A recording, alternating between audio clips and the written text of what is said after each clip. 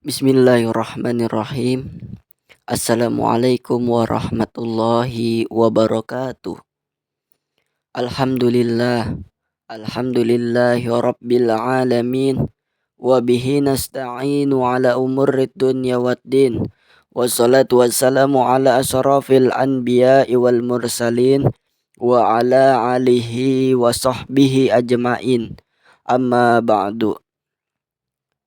Pertama-tama perkenalkan, nama saya Zidni Mughni Labib.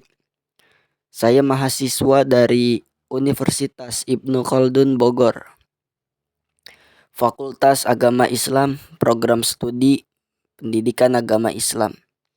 Pada kesempatan kali ini saya akan mempresentasikan materi-materi Islamic Worldview.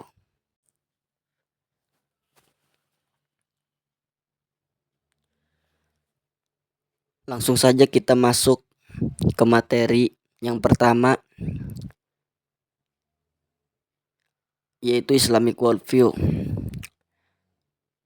Islamic Worldview atau Al-Tasawwur Al-Islami atau Al-Mabda Al-Islami atau Manhajul Hayah atau Mabda'ul Hayah atau Ru'ya bil Wujud dan Al-Tasawwur bil Wujud.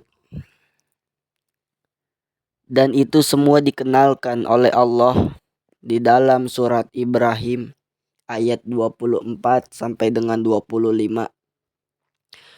Suratnya yang berbunyi, Alam taro kaifa daraballahu masalan kalimatan thayyibatan kasyajaratin thayyibatin asluha sabitu wa far'uha fis samai tu'ti ukullaha kullahinin biidzni rabbiha wa yadriballahu al-amsala lin-nasi la'allahum yatazakkarun.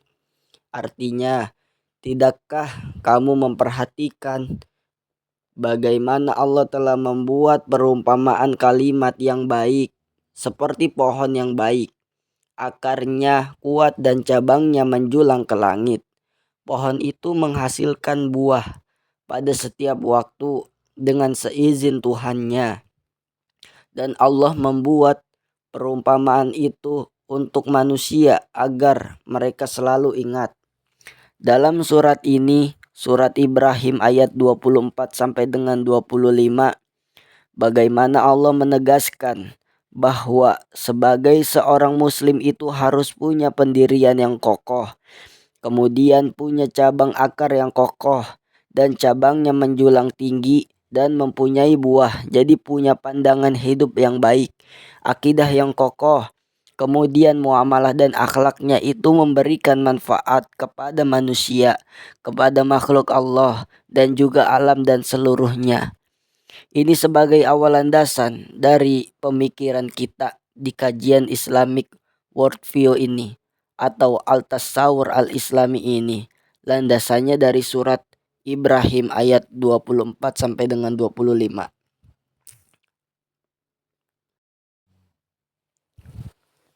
Selanjutnya yaitu pilar yang pertama, konsep Tuhan, ma'rifatullah. Yang kedua, konsep manusia, ma'rifatul insan.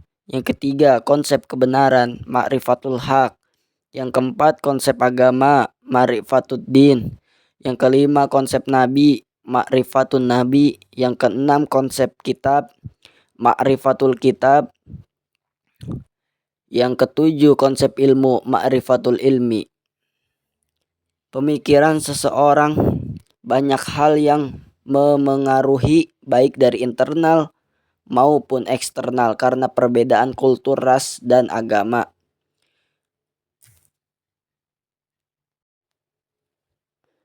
Selanjutnya ada perbedaan persepsi, perbedaan peradaban, dan perbedaan pandangan hidup.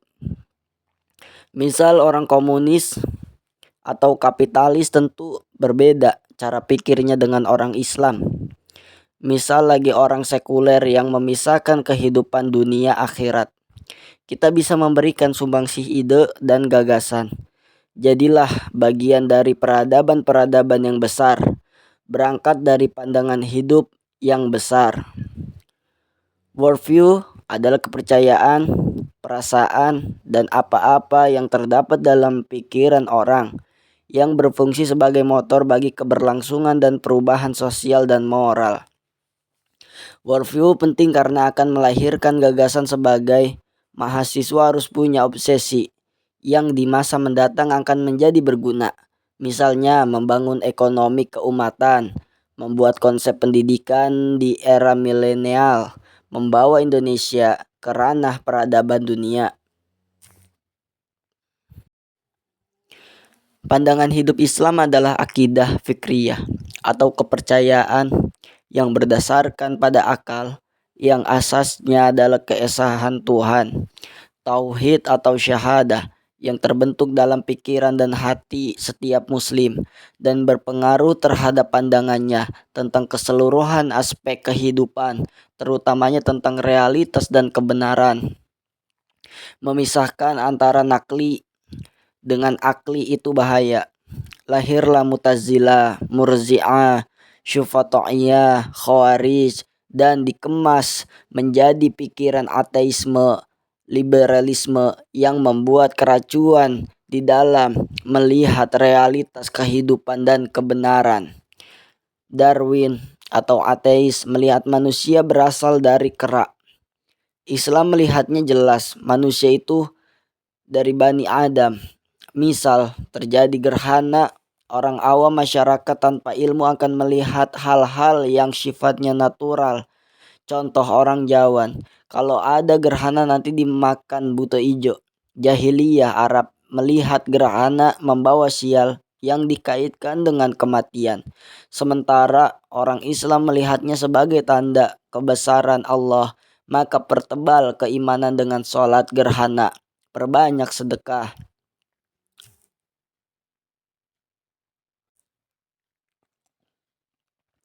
Periode Mekah atau awal muncul worldview Islam, munculnya ayat yang turun berkaitan dengan masalah surat-surat Makkiyah dilihat dari sisi penguatan akidah, maka berbicara tentang konsep tauhid, konsep penciptaan, tentang interaksi manusia dengan alam, keimanan, hari akhir dan etika. Periode Makkah yang kedua berikutnya muncul konsep ilmu, kenabian, ibadah, agama, dan lain-lain untuk menepis worldview jahiliyah yang berseberangan dengan Islam atau juga memfilter budaya yang bisa dipakai dalam Islam. Periode Madinah atau pembentukan individu muslim yang sifatnya global, keumatan sosial sehingga rahmatan lil alamin tercapai, konsep jihad, daulah, ukhuwah, dan ummah. Yasrib artinya kota subur. Nabi merubah worldview, membangun masyarakat itu bukan dari sumber daya alam, tapi dari sumber daya manusianya dulu. Maka Yasrib diubah menjadi Madinah, ismul makan liddin, atau tempat orang yang beragama atau berperadaban. Jadi dari worldview ini kita melihat dari cara kerja alam pikir kita, cara pandang hidup kita.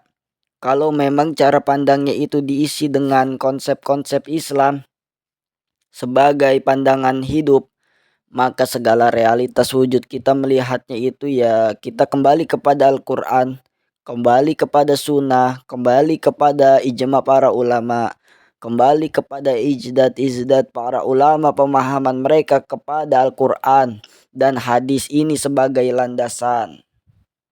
Lanjut kita masuk ke materi yang kedua. Materi yang kedua itu membahas tentang konsep Tuhan. Bahwa salah satu hal yang harus diwaspadai berkaitan dengan konsep Tuhan ini adalah berkaitan dengan ideologi kaum liberal yang salah kaprah di dalam memahami konsep Tuhan. Bagi kaum liberal itu bahwa mereka beranggapan setiap agama sebenarnya merupakan ekspresi keimanan kepada Tuhan yang sama. Jadi Tuhan semua agama itu dianggap sama. Mereka ada yang Tuhannya 1, 2, 3 bahkan sampai dengan 4. Itu hanya sekedar ekspresi. Itu bagi pendapat orang-orang liberal. Tentu ini tidak dibenarkan ya, karena pemahaman ideologi kaum liberal tentang masalah konsep Tuhan ini mengalami problematika yang harus diluruskan, walaupun mereka menganggap setiap agama sama, Tuhannya juga sama. Jadi oleh karena itu, dalam istilah orang liberal itu, satu Tuhan banyak jalan. Tentu ini sangat berbahaya ya, pemahaman seperti ini. Karena nanti dengan pemahaman seperti ini tidak bisa membedakan mana yang tauhid, mana yang syirik. Karena ideologi orang liberal itu melihat semua agama di dunia ini, mau agama samawi, mau agama budaya itu dianggap sama. Ya karena sama-sama bertuhan, tentu ini bertentangan dengan ideologi Islam. Konsep Tuhan di dalam agama kita dalam Islam itu Qul huwallahu ahad. Allah itu Maha Esa, bukan diduakan atau ditigakan. Bukan banyak, tapi Allah itu hanya Esa. Allahu Ahad itu sebuah keyakinan kita. Sehingga Tuhan yang disembah oleh umat Islam dengan Tuhan yang disembah oleh orang-orang musyrik itu berbeda ya. Nah, perbedaan itu berangkat dari perbedaan konsep. Satu konsepnya adalah tauhid Islam yang hanya mengesahkan Allah, dan yang satunya lagi konsepnya adalah syirik yang artinya menganggap bahwa Allah punya sekutu. Tentu tidak bisa disamakan konsep tauhid dengan konsep syirik ini, sebagaimana dakwahan orang-orang liberal tadi. Tentu ini tidak dibenarkan. Kalau kita lihat dalam Al-Quran, Tuhan dalam perspektif Al-Quran ya, dalam perspektif contoh dalam surat Al-Ikhlas itu jelas. Jadi Qul huwallahu ahad, dialah Allah yang Maha Esa, Allahus Somad. Dialah Allah, Tuhan yang dijadikan sebagai tempat bergantung, semuanya bergantung kepadanya. Lam yalid walam yulad, Tuhan yang tidak diberanakan, tidak beranak dan juga tidak diperanakan. Walam yakullahu kufuwan ahad, tidak ada siapapun yang setara dengan Allah. Tidak ada siapapun yang bisa menandingi Allah Subhanahu wa Ta'ala. Nah, ini adalah konsep Tuhan, perspektif wahyu. Dalam perspektif Islamic worldview, Tuhan adalah Esa. Bukan banyak yang bisa disekutukan sebagaimana Tuhan dalam perspektif budaya yang beraneka ragam. Cara mereka mengekspresikan Tuhan di dalam kehidupan mereka. Jadi oleh karena itu, karena ini adalah perbedaan konsep Tuhan antara perspektif wahyu dengan perspektif budaya, yang itu memiliki perbedaan yang sangat mendasar. Tentu ini tidak bisa dipertemukan. Ya, cara mempertemukannya adalah lakum dinukum waliyadin. Untukmu agamamu dan untukku agamaku.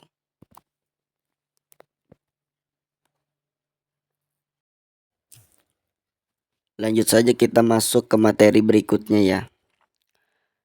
Di materi berikutnya kita akan membahas tentang bagaimana integrasi antara akidah dan juga tazkiyatun nafs atau mensucikan jiwa. Jadi antara akidah dan sucinya jiwa seseorang memiliki keterkaitan yang sangat erat ya. Karena orang-orang yang berkaidah berarti orang-orang yang suci jiwanya. Sehingga di sini Allah Subhanahu wa Ta'ala menjelaskan tentang bagaimana urgensi antar akidah dan pensucian jiwa ini di dalam surat Asy-Syams ayat 7 sampai dengan 10. Ayatnya yang berbunyi, wa nafsi wa ma sawaha fa'alhamaha fujuraha wa taqwaha qad aflaha man zakkaha wa qad khaba man dassaha. Artinya, demi jiwa serta penyempurnaan ciptaannya, maka dia mengilhamkan kepadanya jalan kejahatan dan ketakwaannya. Sungguh Beruntung orang yang mensucikannya jiwa itu, dan sungguh rugi orang yang mengotorinya. Jadi di dalam surat ini Allah ingin menjelaskan tentang realitas kehidupan, bahwa kehidupan kita di hadapan kita itu ada dua jalan. Jadi di setiap manusia, di hadapan manusia itu ada dua jalan ya. Yaitu ada jalan yang kotor, jalan yang sesat, dengan jalan takwa. Antara sesat dan takwa selalu ada di hadapan manusia, dan itu sifatnya pilihan. Nah, jiwa yang bersih dia akan memilih jalan takwa. Sementara jiwa yang kotor dia akan memilih jalan yang sesat pula. Dan disinilah pentingnya bagaimana orang yang beriman itu senantiasa menjaga jiwanya, supaya jiwanya tetap suci, jiwanya supaya tetap bersih. Nah, ini yang dikenal tazkiyatun nafs, pensucian jiwa, supaya jiwa itu kembali kepada Allah Subhanahu wa taala, supaya jiwa tadi itu betul-betul mendapatkan hidayah ke jalan yang lurus. Mensucikan jiwa itu adalah hendaklah seseorang mengetahui, menyadari bahwasannya Allah senantiasa bersamanya dimanapun ia berada. Jadi mensucikan jiwa itu artinya bagaimana kita menghadirkan Allah Subhanahu wa taala di dalam kehidupan kita. Dimanapun kita berada, kita merasa diawasi oleh Allah. Ini kan akidah ya, keyakinan, sehingga mensucikan jiwa itu harus menghadirkan Allah di dalam kehidupan. Allah senantiasa melihat kita dimanapun kita berada. Pasti Allah selalu mengawasi kita. Apapun yang kita lakukan dan apapun yang kita perbuat, pasti Allah selalu melihatnya. Jadi menghadirkan Allah di dalam kehidupan itulah hakikat mensucikan jiwa. Sebaliknya, apabila seseorang itu tidak menghadirkan Allah di dalam kehidupan, maka orang itu masuk ke dalam jalan yang kotor, yang sesat. Karena ia merasa tidak diawasi oleh Allah, maka yang terjadi ialah ia akan bertindak semaunya, baik itu yang dilarang ataupun tidak. Maka itu pentingnya mensucikan jiwa dan melibatkan Allah dalam kehidupannya, supaya jiwa tetap bersih, jauh dari penyakit jiwa.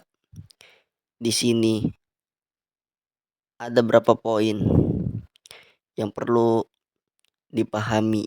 Yang pertama adalah at-takhliyah. At-takhliyah artinya bagaimana mengosongkan diri kita dari segala perbuatan dosa dan maksiat. Hindarilah dosa-dosa maupun maksiat apabila supaya jiwa tetap bersih, jauh dari penyakit jiwa. Yang kedua yaitu ada tahliyah, artinya mengisi jiwa kita dengan menyibukkan diri untuk mengingat Allah, selalu senantiasa melibatkan Allah dalam kapapun, dimanapun, dalam situasi apapun. Kita harus melibatkan Allah di kehidupan kita. Itu at-tahliyah. Yang ketiga yaitu tahqiqul ubudiyah. Tahqiqul ubudiyah yaitu kita senantiasa menyadari bahwa kita ini adalah hamba Allah. Tugas kita hanya beribadah. Dengan senantiasa kita memandu dengan kehidupan kita dengan dasar ilmu yang bermanfaat. Jadi segala sesuatu harus berdasarkan ilmu. Mencari ketenangan dengan berdasarkan ilmu, dan mensucikan jiwa pun dengan berdasarkan ilmu. Ilmu itu cahaya yang membedakan mana yang terang, mana yang gelap, mana yang salah, mana yang benar. Orang yang berilmu akan takut kepada Allah. Jadi itu yang dinamakan akidah.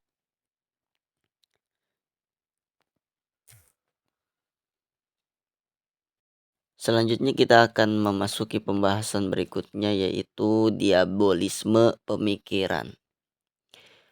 Diabolisme pemikiran, pentingnya kita mewaspadai pikiran-pikiran yang menyimpang, yang terus berkembang sehingga kita tidak terjebak di dalamnya dan juga tidak tersesat darinya. Istilah diabolisme pemikiran ini berkaitan dengan masalah pemikiran, berkaitan dengan masalah gaya, perilaku, atau watak yang menyerupai watak iblis, ya, atau perilaku-perilaku turunannya, ya. Jadi dengan adanya pengaruh-pengaruh dari was-was ataupun tiupan-tiupan dari pemikiran-pemikiran iblis yang kemudian dimasukkan di dalam jiwa manusia. Ini terkadang menjadikan pemikiran-pemikiran manusia itu menjadi menyimpang, ya. Dan akibat penyimpangan itu membuat manusia itu tersesat dari jalan Allah Subhanahu wa taala. Jadi oleh karena itu, mengenal hakikat diabolisme itu penting, ya. Karena kalau kita tidak mengenal kesesatan, bisa jadi orang tersesat tanpa sadar. Kalau orang tidak mengenal kesesatan atau keburukan, bisa jadi dia terjerumus di dalamnya dan tidak bisa keluar lagi. Maka dulu sahabat Hudzaifah bin Yaman ketika datang kepada Rasulullah Shallallahu Alaihi Wasallam menanyakan dalam urusan agama, beliau sering bertanya tentang hal-hal yang berkaitan dengan masalah keburukan. Maka dari itu penting kita mengenal diabolisme pemikiran supaya kita mengetahui pemikiran-pemikiran yang buruk dan kita bisa mewaspadainya. Diabolisme ini perlu kita ketahui ada 3 faktor yang menyebabkan orang tersesat. Yang pertama karena syahwat, mengikuti kesenangan. Yang kedua adalah karena terjebak oleh syubhat. Itu hal-hal yang samar atau yang tidak jelas atau keraguan-raguan. Dan yang terakhir, khutwati syaiton, mengikuti jejak-jejak syaiton. Ini lanjutan orang yang mengikuti syahwat dan syubhat. Otomatis orang itu mengikuti jejak-jejak syaiton. Syubhat artinya samar, kabur, atau tidak jelas. Penyakit syubhat yang menimpa hati seseorang akan merusakkan ilmu dan keyakinannya. Sehingga jadilah perkara ma'ruf menjadi samar dengan kemungkaran.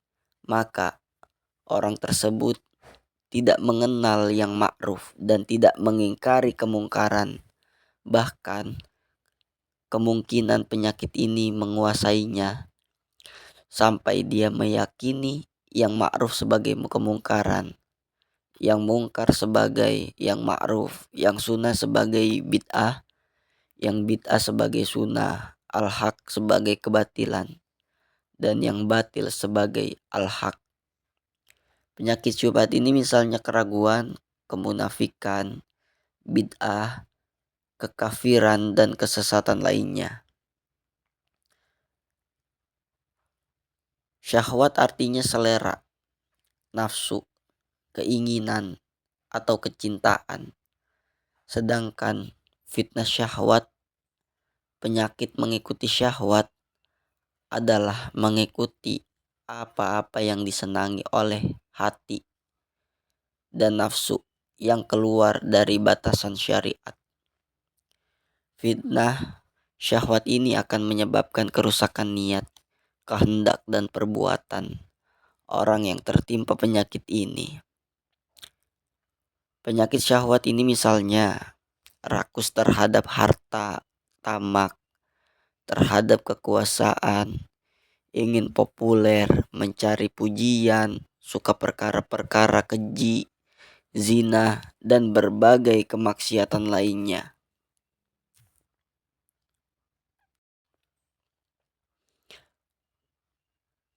Kekhawatiran Rasulullah terhadap penyakit syubhat dan syahwat. Rasulullah Shallallahu Alaihi Wasallam telah mengkhawatirkan fitnah atau kesesatan syahwat dan fitnah syubhat terhadap umatnya.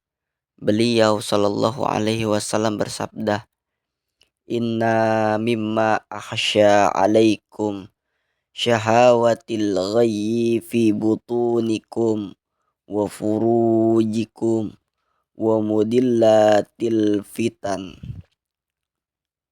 Sesungguhnya di antara yang aku takutkan atas kamu adalah syahwat, mengikuti nafsu pada perut kamu dan pada kemaluan kamu, serta fitnah-fitnah yang menyesatkan. Hadis riwayat Ahmad dari Abu Barzah al-Aslami.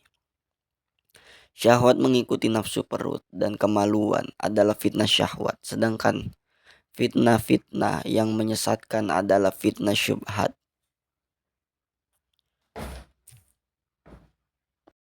Yang terakhir yaitu khutwati syaiton. Khutwati syaiton yaitu jejak-jejak perbuatan syaiton. Apabila orang sudah terjerumus syahwat dan syubhat, maka otomatis orang itu dengan sendirinya sudah masuk ke dalam khutwati syaiton. Lanjut kita masuk ke pembahasan yang berikutnya, yaitu konsep alam seni dan kebudayaan. Allah menciptakan dua alam. Yang pertama yaitu alam ghaib, alam yang tak nampak, dan yang kedua yaitu alam syahadah, alam yang tampak. Allah menciptakan dua alam dikarenakan Allah alimul ghaibi wa syahadah. Allah mengetahui yang ghaib maupun yang tampak. Ada dua tingkatan dalam alam. Yang pertama bersifat ghaib, yang kedua bersifat sosial atau rohaniyah. Ini ada pada manusia, yang mana selain bersifat fisik, manusia pun bersifat sosial atau rohaniyah. Konsep alam, seni, dan kebudayaan tidak boleh lepas pada perkara. Yang pertama, unsur-unsur Islam. Yang kedua, prinsip keislaman. Yang ketiga, nilai-nilai keislaman. Manusia tetap hidup berkarya dengan kesenian dan kebudayaan dilandasi dengan tiga perkara tadi, agar tidak tertukar antara yang hak dengan yang batil.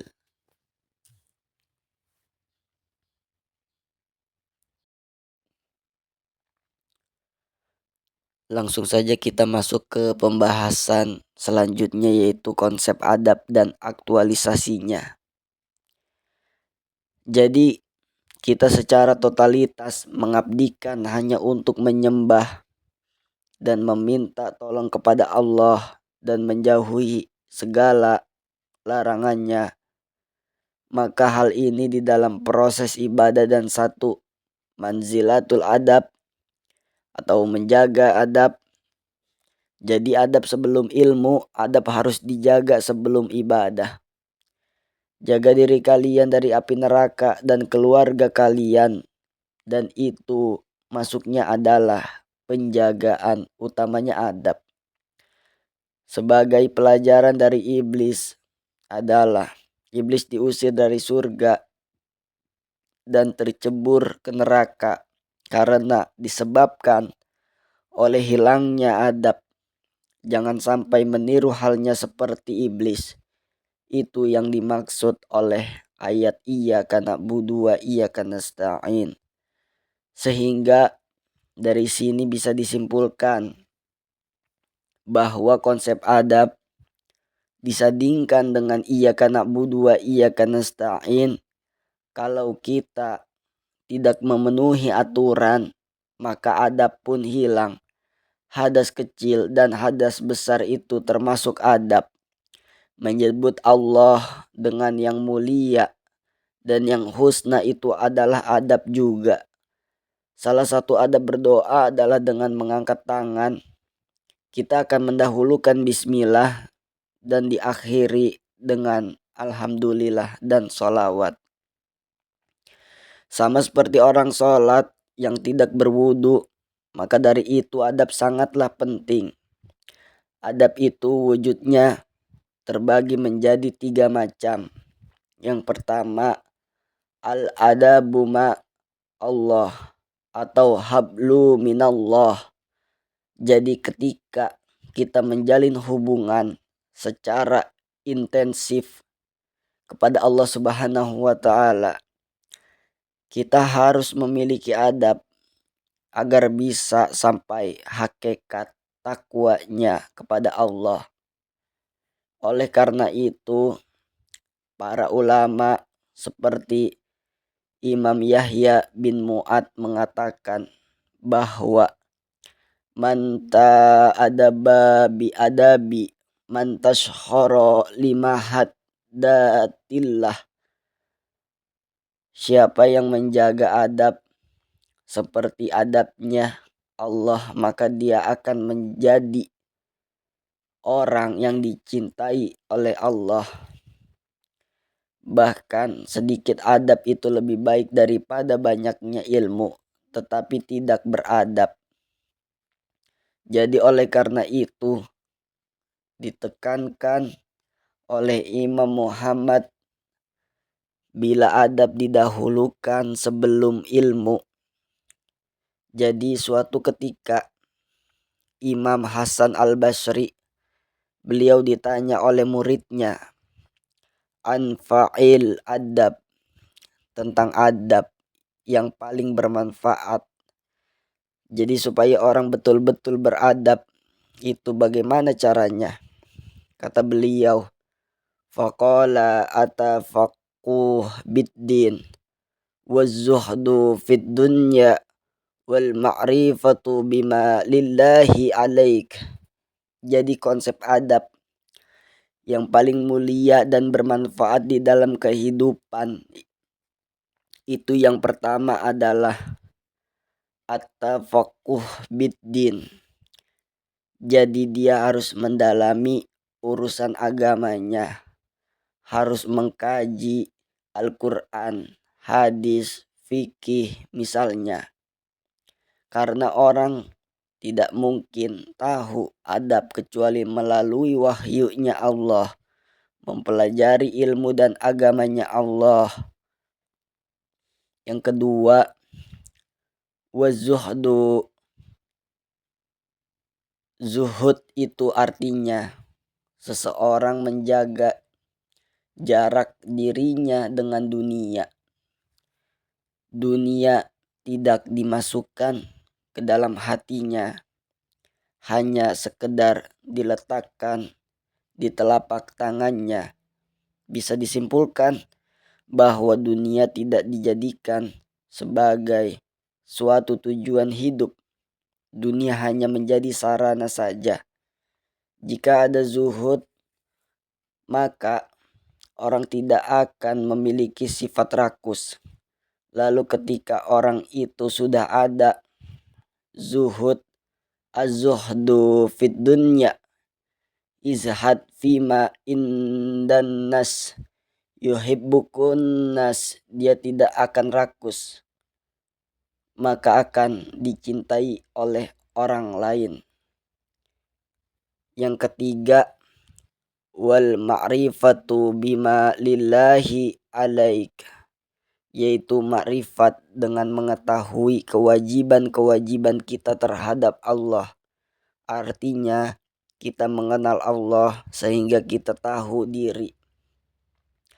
Contohnya ketika Nabi Adam diturunkan ke dunia dan Nabi Adam merasa salah, ada salah satu doa yang sangat beradab yang diucapkan oleh Nabi Adam, yaitu Rabbana zalamna anfusana wa ilam taghfir lana wa tarhamna lalakunnana minal khasyirin. Ya Allah, kami menzalimi diri kami sendiri. Jika seandainya Allah tidak mengampuni kami, tidak merahmati kami, sungguh-sungguh kami termasuk orang yang rugi.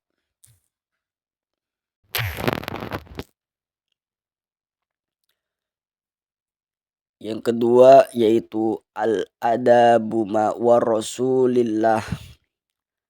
Rasulullah sendiri adalah sosok yang sangat beradab. Jadi ketika peristiwa Isra dan Mi'raj, ketika berada di Sidratul Muntaha, itu sebenarnya banyak yang dilihat oleh Nabi. Tetapi saking beradabnya Nabi, diabadikan dalam Al-Quran bahwa madzagol wa bashharu wa mantogho. Jadi matanya Nabi itu tidak jelalatan kesana kemari, tidak melampaui batas. Bahkan Allah pun memanggil Rasulullah seperti dalam surat At-Tahrim misal, ya ayyuhan nabi, bukan memanggil ya Muhammad.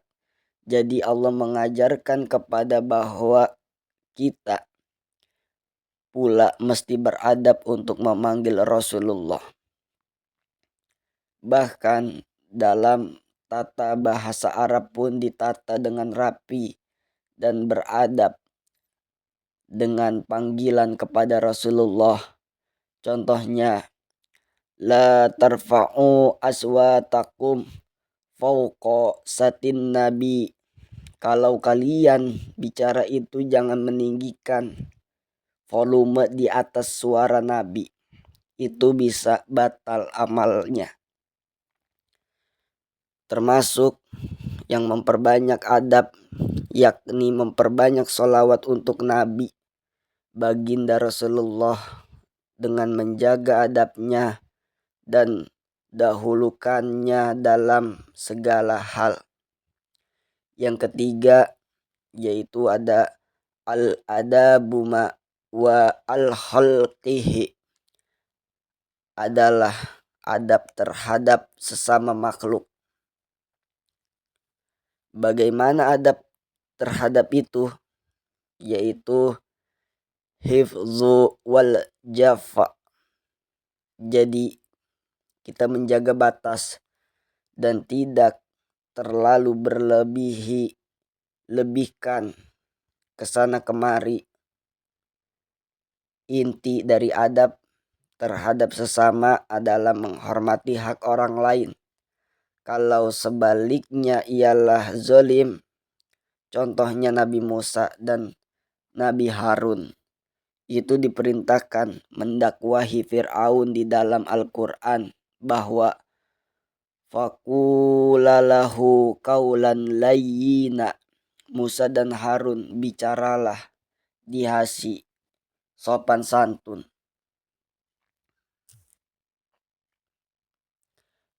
Mungkin itu saja yang bisa saya sampaikan. Kurang lebihnya mohon dimaafkan. Wassalamualaikum warahmatullahi wabarakatuh.